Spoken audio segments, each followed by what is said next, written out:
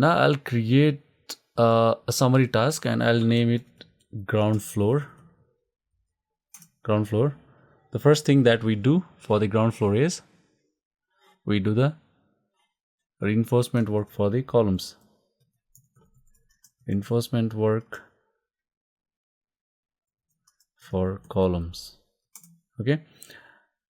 Next, what we do the form walk for ground floor column. Okay. And next thing that we do is we do the concreting work.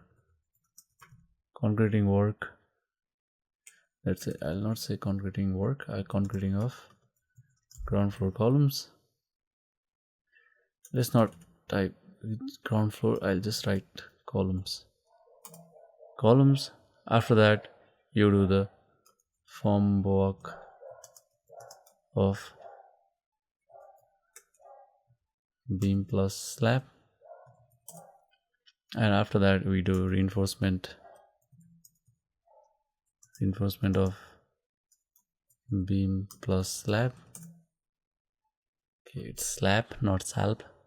Then you do the concreting of beam plus slab. Okay, so let me just rename here.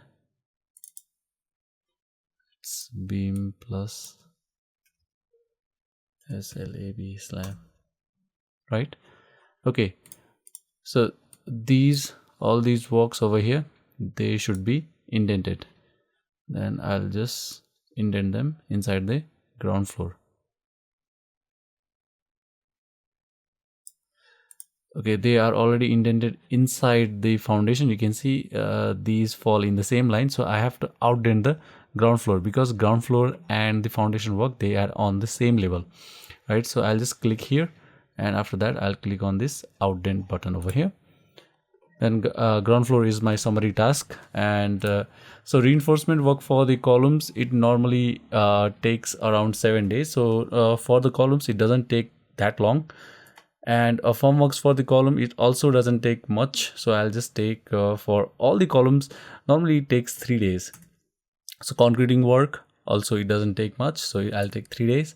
So form work of the beam and slab, yes, it takes time. So form work is the part that takes more time, so I'll take 12 days for it.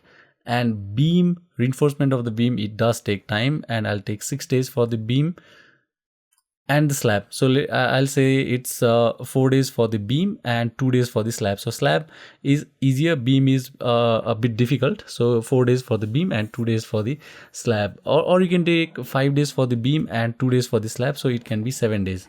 Okay, so it's up to you. And concreting of the slab, it takes 1 day, so you have to finish that much of area in a day. All right, so now let us form the link. And reinforcement work of the column, you can do it after soil backfilling in the plinth floor level, or what you can do is that you already have started the concreting of the tie beam, and once you have finished the concreting of the tie beam of some tie beams, you can start the reinforcement work of the columns.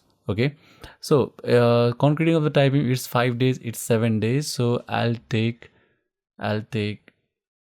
16 finish to start minus